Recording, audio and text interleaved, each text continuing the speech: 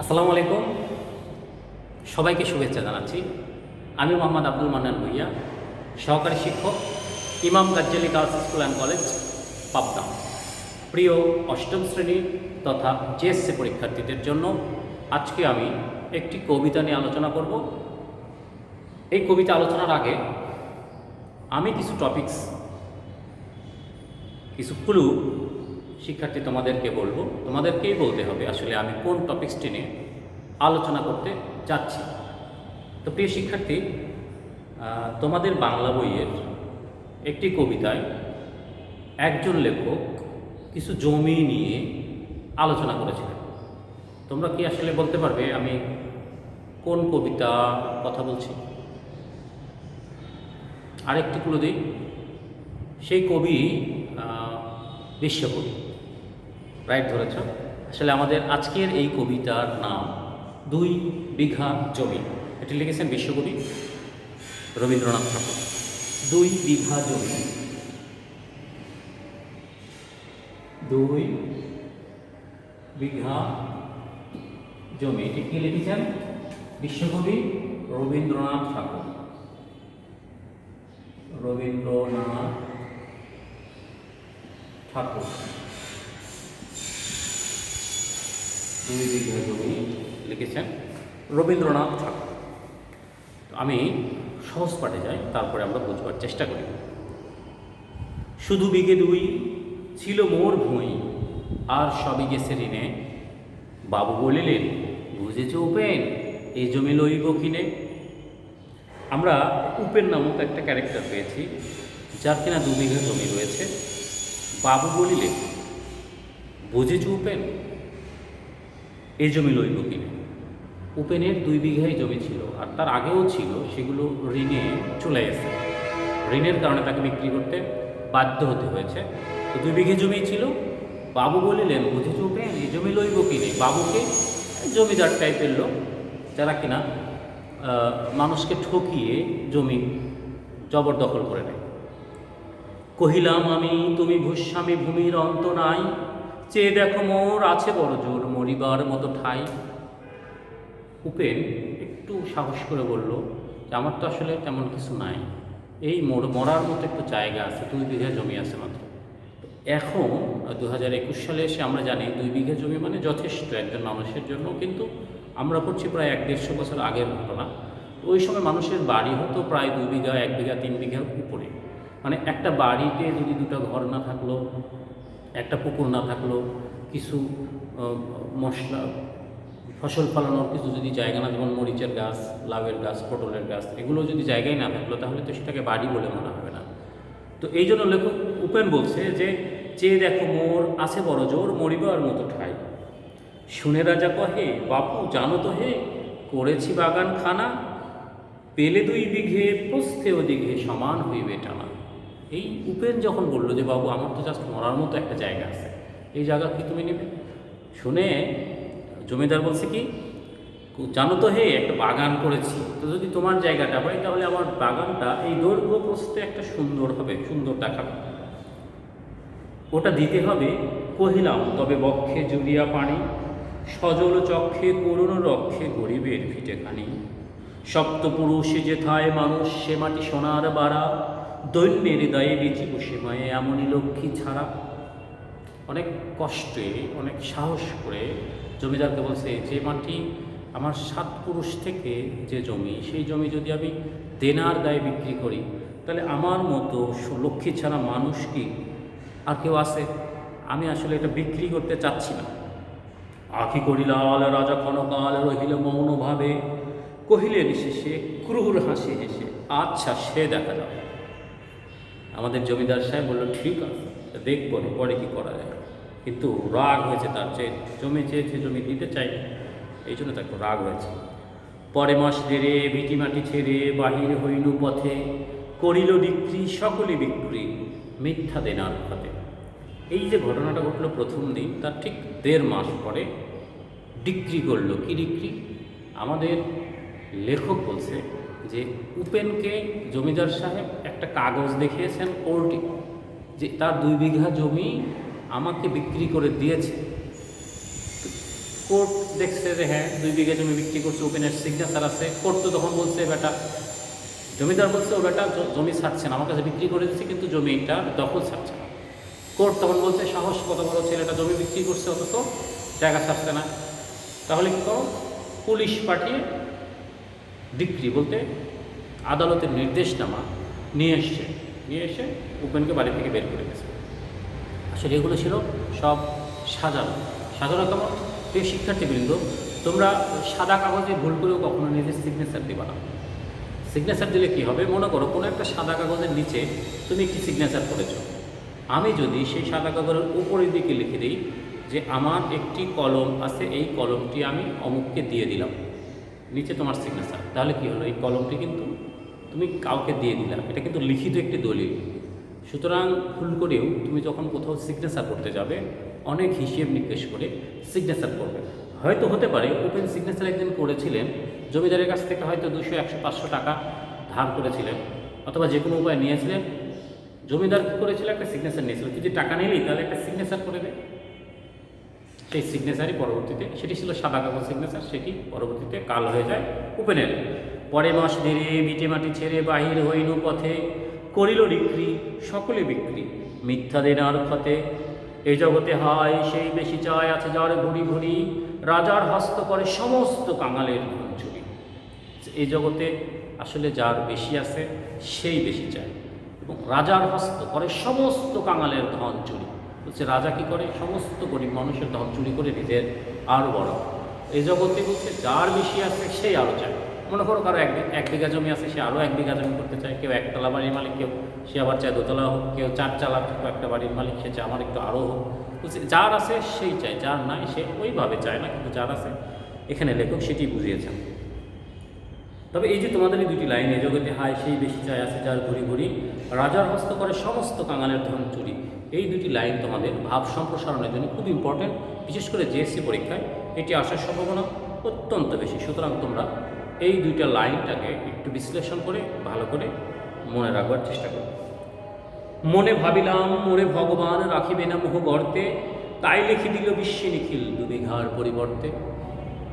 উপেন নিজেকে সান্ত্বনা দিচ্ছে যে ভগবান আমাকে এই 2 বিঘার মধ্যে রাখবেন না, তার বিনিময়ে আমাকে কী দিলেন, পুরো বিশ্ব নিখিল লিখে দিলেন। মানে যেহেতু এখন উপেনের কিচ্ছু নাই, উপেন যেখানে যায় সেখানেই থাকে, সেখানেই খায়, মানে সে কী হলো, একটা সন্ন্যাসী হয়ে গেল। এই জন্য একটা মনকে প্রবোধ দিচ্ছে, মনকে সাহস দিচ্ছে যে কী হয়েছে, 2 বিঘা জমে গেছে তো কী হয়েছে, আমার তো এখন পুরো পৃথিবী হয়ে গেল। আসলে পৃথিবী তো তার না, মানে এখন সে পুরো পৃথিবী যেখানে ইচ্ছে যেতে পারে। এটা নিজেকে মানে বুঝ দেওয়ার জন্য উপেন বলতেছে যে মনে ভাবিলাম মোরে ভগবান রাখিবে না মোহ গর্তে, তাই লিখি দিল বিশ্ব নিখিল 2 বিঘার পরিবর্তে। সন্ন্যাসী বেশে ঘুরি দেশে দেশে হইয়া সাধুর শিষ্য, কত হেরিলাম মনোহর ধাম কত মনোরম দৃশ্য। ভূধরে সাগরে বিজনে নগরে যখন যেখানে ভ্রমি, তবু নিশিদিনে ভুলিতে পারিনি সেই 2 বিঘা জমি। লেখক আমাদের উপেন বলছে যে আমি এই অনেক বছর ধরে এখানে সেখানে ভূধরে নগরে জনে সব জায়গায় বেড়াই, কিন্তু আমার শুধু সবসময় মনে পড়ে একটা কথাই, ওই 2 বিঘা জমির কথা তার খুব মনে পড়ে। হাটে মাঠে বাটে এই মতো কাটে বছর 15-16, একদিন শেষে ফিরিবার দেশে বড়ই বাসনা হলো। উপেন 15-16 বছর এদিক সেদিক কাটানোর পরে একদিন গ্রামে যাওয়ার খুব খুব মন চাইছে। নম নম নম সুন্দরী মম জননী বঙ্গভূমি, গঙ্গার তীর স্নিগ্ধ সমীর জীবন জুড়ালে তুমি। অবারিত মাঠ গগন ললাট জমে তব পদধূলি, ছায়া সুনিবিড় শান্তিরিনীর ছোট ছোট গ্রামগুলি। পল্লব ঘন আম্র কানন রাখালের খেলাগাহ, স্তব্ধ অতল দিঘি কালো জল বিশীত শীতল স্নেহ। বুক ভরা বধূ মধু বঙ্গের বধূ জল্লয়ে জয় ঘরে, মা বলিতে প্রাণ করে আম চান চোখে আসে জল ভরে।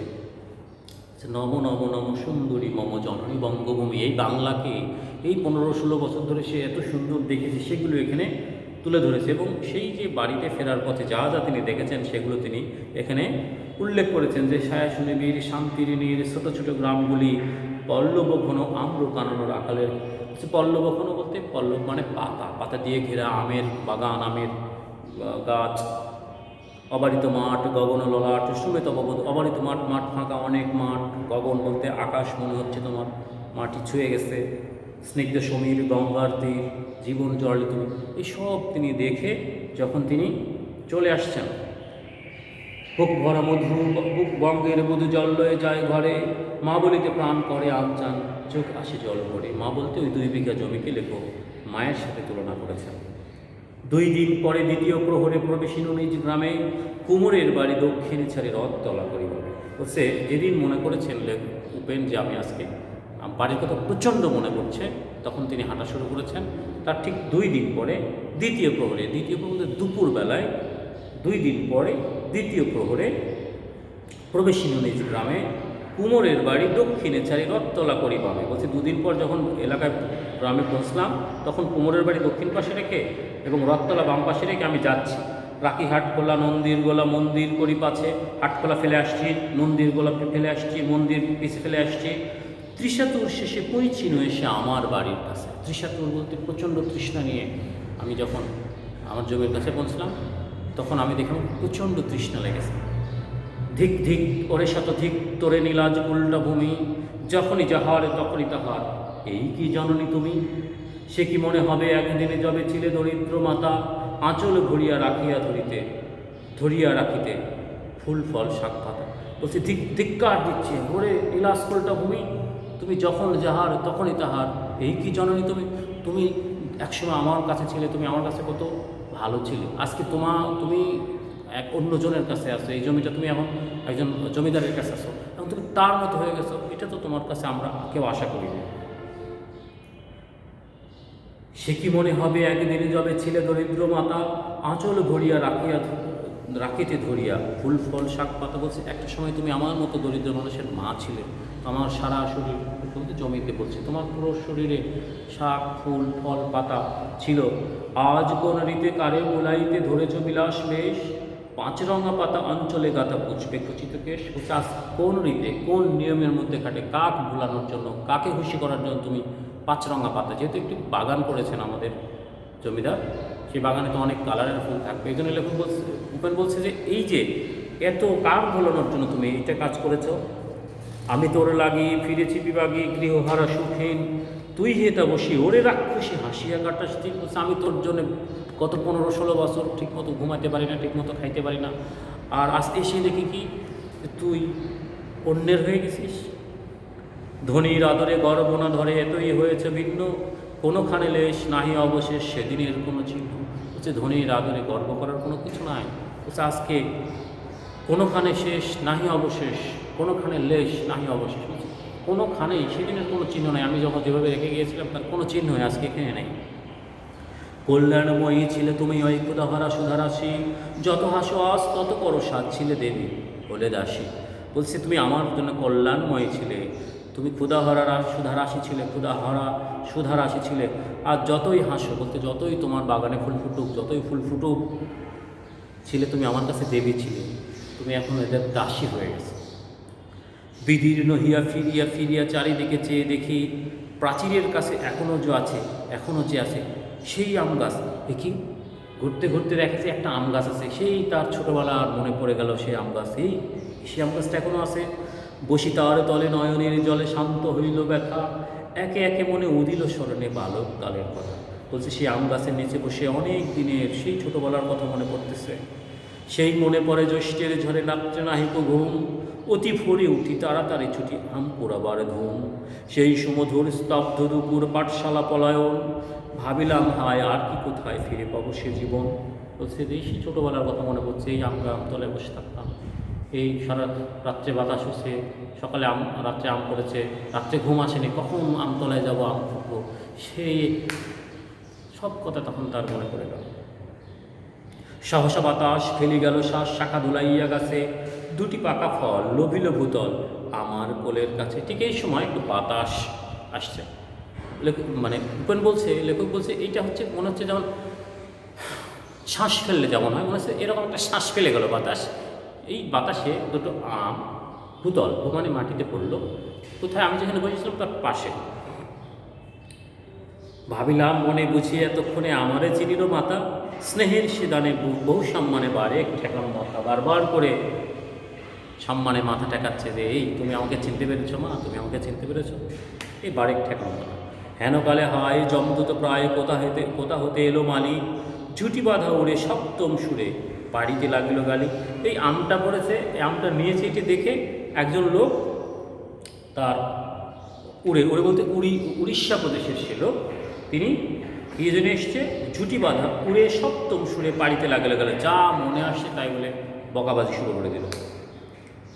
কহিলাম তবে আমি তো নীরবে দিয়েছি আমার সব, দুটি ফল তার করি অধিকার, এত তার কলরব। বলছি উপেন বলছে যে আমি তো আমার নীরবে আমি সব দিয়ে দিছি, এখান থেকে দুটি ফল আমি নিয়েছি, তার জন্য এত কলরব করতে হবে। চিনিল না মোড়ে নিয়ে গেল ধরে, কাঁধে তুলি লাঠি গাছ, বাবু ছিপ হাতে পারিষদের সাথে সাথে ধরিতেছিলেন মাছ। আমাকে চিনল না, আমাকে ধরে নিয়ে গেল লাঠি গাছ তার কাঁধে তুলে নিয়ে। বাবু বলতে সেই জমিদার কী করছিলেন, পারিষদ চালাকালা নিয়ে ছিপ হাতে মাছ ধরতেছিলেন। শুনে বিবরণ ক্রোধে তিনি কন, মারিয়া করিব খুন। বাবু যত বলে পারিষদ দলে বলে তার শতগুণ। বাবু যতই বলছে তোকে মারবো, এই সাঙ্গ বংশে হ্যাঁ শালাক মারাই উচিত, শালা চোর বাটপার এটা সেটা। আরেকজন বলছে হ্যাঁ ওকে মারে ফেলা দেওয়া দরকার, ও আম চুরি করবে, সাহস কত বড়, আপনার কাছ থেকে আম চুরি করছে, এরকম পারিষদ থাকে না। বাবু যা বলছে তার চেয়ে 100 গুণ ধরে বেশি করে বলতেছে তার পারিষদের। আমি কহিলাম শুধু দুটি আম, ভিক মাগি মহাশয়। বাবু হেসে বাবু কহে হেসে, বেটা সাধু বেশি পাকা চোর অতিশয়। আমি বললাম বাবু দুইটা আম, আমি ভিক্ষে চাই। বাবু কি বলছে, বাবু হেসে কহে বেটা সাধু বেশি পাকা চোর অতিশয়। যেহেতু সন্ন্যাসী বেশে ঘুরে আমাদের উপেন, তো সন্ন্যাসী বেশিই তো এসছে, বলছে বেটা তুমি সাধু বেশে, তুমি চোর আসো। আমি শুনে হাসি আখি জলে ভাসি, এই ছিল মোর ঘটে। আমি হাসছি যে এই আমার কপালে ছিল। আমি শুনে হাসি আখি জলে ভাসি, এই ছিল মোর ঘটে। তুমি মহারাজ সাধু হলে আজ, আমি আজ চোর বটে। তুমি আমার থেকে 2 বিঘা জমি চুরি করে নিলে, আমি সেখান থেকে দুটো আম, আমি নিজে পারি নাই, বাতাসে আমটা পড়েছে, আমি সেটি নিয়েছি, এর জন্য আমি চোর হলাম, আর তুমিই সাধু হলে। তাহলে আমার আর কিছু বলার নাই। আমাদের সমাজে আসলে এরকম অনেক ছিল আগে, অনেক জমিদার, অনেক রাজা, তারা তুলনামূলক দরিদ্রদের ঠকিয়ে অনেকে ধনী হয়েছে। তবে এই ধরনের যারা ধনী হয়েছেন তারা কিন্তু আসলে সুখী হতে পারেন না। যাই হোক, এই হচ্ছে 2 বিঘে জমি কবিতা মূল আলোচনা। তো প্রিয় শিক্ষার্থীবৃন্দ, এই 2 বিঘা জমি থেকে তোমাদের যদি কোনো কোয়েশ্চেন থাকে আমাকে জানাবে। এই কবিতাটি এই অধ্যায়ে এই বইতে দেওয়ার উদ্দেশ্য হচ্ছে এই কবিতা পাঠ করে শিক্ষার্থীরা শোষক শ্রেণীর এবং শোষণ এবং গরিবদের দুর্দশা সম্পর্কে জানতে পারবে। এটি বাস্তবতা, এটি কিন্তু লেখকের হঠাৎ করে কাল্পনিক কোনো বিষয় নয়, এটি লেখক বাস্তবতা নিরিখে লিখেছেন। কারণ আমি আগে বলেছি, আগে এরকম ছিল, এখনও অনেকেই থাকতে পারে, সেটি আমার জানা নাই কে কোথায় আছে, তবে এখনও এটা থাকা অস্বাভাবিক নয়। যাই হোক প্রিয় শিক্ষার্থীবৃন্দ, এখন করোনা মহামারী চলছে, করোনা অতিমারি চলছে। তোমরা এই করোনা অতিমারির মধ্যে নিজেদেরকে সেফ রেখে তোমরা তোমাদের পড়াশোনা চালিয়ে যাবে। সকলের জন্য শুভকামনা। আর তোমাদের আমি একটি বাড়ির কাজ দেবো, তোমরা সম্ভব হলে না, আমি তোমাদের একদম বলেই দিই, তোমরা রবীন্দ্রনাথ